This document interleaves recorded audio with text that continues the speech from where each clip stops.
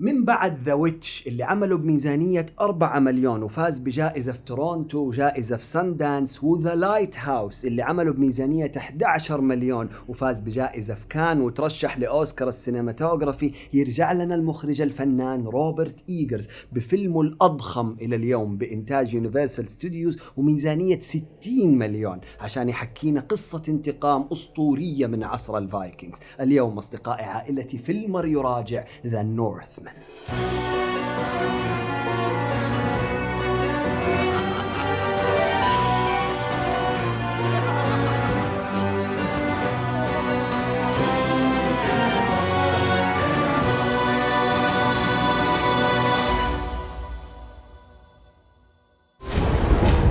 will avenge you, Father. I will avenge you, Father. القصة بعكس أفلام إيجرز السابقة مباشرة ومفهومة، مستوحاة من أسطورة الفايكنج آملث اللي ألهمت شكسبيرية هاملت وبالتالي ألهمت ذا لاين كينج وكثير أفلام ومسلسلات ومسرحيات شفتها في حياتك، واللي ببساطة تحكي قصة ولد في رحلة انتقام من عمه اللي قتل أبوه الملك وسيطر على مملكته. إخراج إيجرز، بطولة ألكسندر سكارسغارد، ويليام ديفو، إيثن هوك، نيكول كيدمان، آنيا تايلر جوي وغيرهم، بقصة مثيرة والصورة ملحمية مبهرة. مصنف آر، لازم يكون عمرك 18 عشان تقدر تشوفه، ولازم تشوفه عشان تقدر تكمل معايا هذه المراجعة اللي حأحرق وأراجع وأبدي رأيي فيها في هذه التحفة الفنية. فلتس جو. Mother! Father is here! The king, my lady. The king.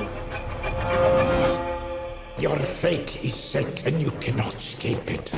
تحفة فنية على معظم الأصعدة، رغم الحبكة الهوليوودية الانتقامية المعتادة، إلى أنك ما زلت تقدر تسمع صوت إيجرز الفني فيها، خصوصا في أحلام ورؤى الشخصيات، وأيضا عناصر ثقافة الفايكنجز المعهودة، أودن والريفنز والفالكريز اللي صورهم بأسلوب فني بديع، وقدر أنه يشوقني طوال مدة العرض ويفاجئني بانتقالاته الرهيبة بين أساطير والميثولوجي حقت الفايكنجز والواقع والفيجنز والحقيقة والخيال، وحتى في كتابة القصة في الحبكة. فمثلا المشهد اللي اعترفت فيه آملث بأنه هي اللي طلبت من عمه أنه يقتل أبوه كان مفاجئ ودخلني في مفارقة أخلاقية غريبة، رغم أني ما فهمت كيف هان عليها أنه كمان يقتل ولدها، إلى أنه المفارقة الأخلاقية ما زالت قائمة وتخليك تحتار تتعاطف مع مين. عندك كمان المشهد اللي في الأخير بعد ما ركب السفينة مع زوجته وخلاص هيئ لنا أنه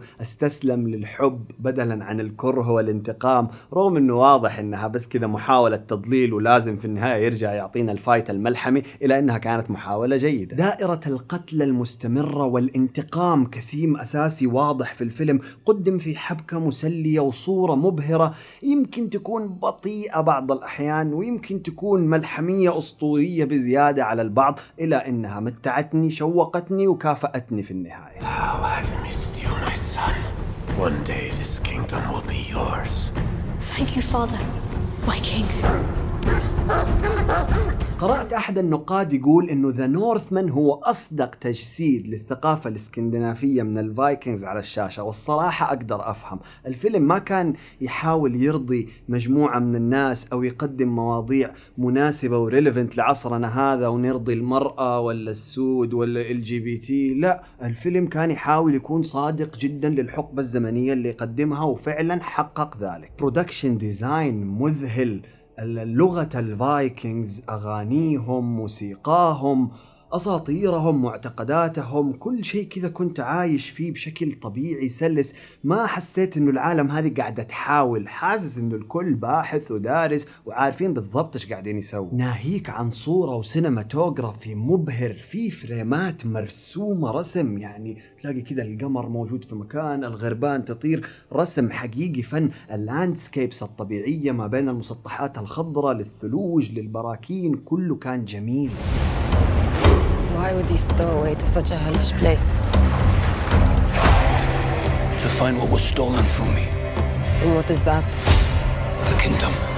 الفايت سينز والقتالات يا الله. طبعا في بعض مشاهد الأكشن في كثير من الأفلام يحاول المخرجين يخفوا مناطق الضعف فيها بالإيديتنج السريع وحركة الكاميرا كذا المهتزة العشوائية. هنا لا، الكاميرا ثابتة أو بتتحرك باتزان في لقطات طويلة متصلة، والضرب والعنف قاعد يصير قدامك كأنه حقيقة. عنف ووحشية تم تقديمها بواقعية وإبداع بصري. اللقطة اللي يستلم فيها الرمح ويرجع يرسله على الأعداء كانت جيدة. الغارة هذيك اللي في بداية الفيلم كانت يمكن القتال المفضل بالنسبة لي، بان فيها وحشية وعنف الشخصية الرئيسية. طعنة الولد عمه على السرير اللي اخترقت السرير وشفنا بعدين السيف من تحت مع الدم، يا سلام. طعنة الأنف لهذاك قد ما قدرت أخلي عيني على الشاشة. القتال الأخير في قمة الملحمية بين البراكين، يمكن ملحمي بزيادة شوية، بس هذه هي أساطير الفايكنجز. الميثولوجي حقهم كله تعظيم وتضخيم وملحمية، فبشكل عام الملحمية الزايدة هذه ما ضرت تجربتي السينمائية. في البعض يقولوا إنه الفايتات ما كانت دموية بالشكل الكافي زي عبادي مثلا، والصراحة أقدر أفهمهم، إلى إنه شخصيا أنا ما كنت أحتاج أكثر، خرجت راضي. You must choose between kindness for your kin or hate for your enemies. الموسيقى والسكور بشكل عام كان بديع ودخلني أجواء الفيلم. ذكرني كثير بالسكور والموسيقى حقت مسلسل فايكنجز، طبعا لأنهم بيتكلموا عن نفس الحقبة ونفس الثقافة، بس طبعا لا تقارن. موسيقى مسلسل فايكنجز الصراحة أكثر ملحمية. هنا ما كان في ذاك الشيء المبهر، بس ما كان في الشيء اللي خرجني عن أجواء الفيلم. رهيبة الموسيقى والممثلين. لما نجي نتكلم عن التمثيل الكل كان ممتاز. ألكساندر سكارسغارد البطل، اللي على فكرة هو أخو فلوكي من فايكنجز، والاثنين هم أولاد ستالين سكارسغارد القدير اللي شفناه في دور البارون في دون. كان وحش بكل ما تحمل الكلمة من معنى. تقدر تشوف شغله وجهده على الشخصية في جسمه وفي مشاعره وفي عيونه، في غضبه ووحشيته اللي ما كانت مبالغ فيها. بعض الأحيان يجوك ناس يبغوا يمثلوا أدوار فايكنجز فتشوف زعيق وغضب مبالغ فيه، هذا لما يعصب من جد تخاف منه، ولما ما يعصب وما يكون في حالة غضب تقدر تحس بالنار والحديد والاشتعال اللي داخل روحه ورا عينه. آنيا تايلر جوي كالعادة مولعة. إيثن هوك وكلايس بانج الأخوين الملك وأخوه صدقتهم رهيبين. نيكول كيدمان مو غلط. ويليام ديفو رهيب رهيب رهيب. الشيبة يبدع وين ما تحطه في أي دور في أي فيلم، دائما يقنعني. I will save you, Mother.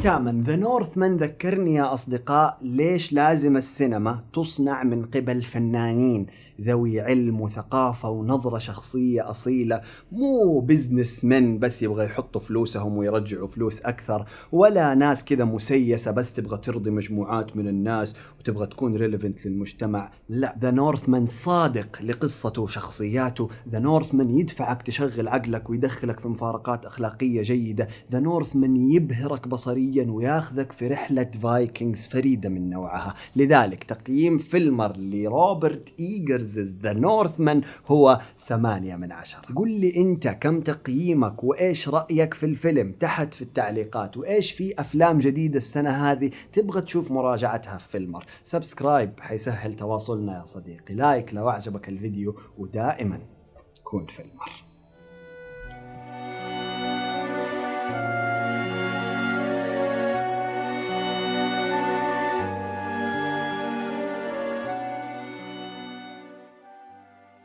القصة عاكس عاكس سابق أفلام.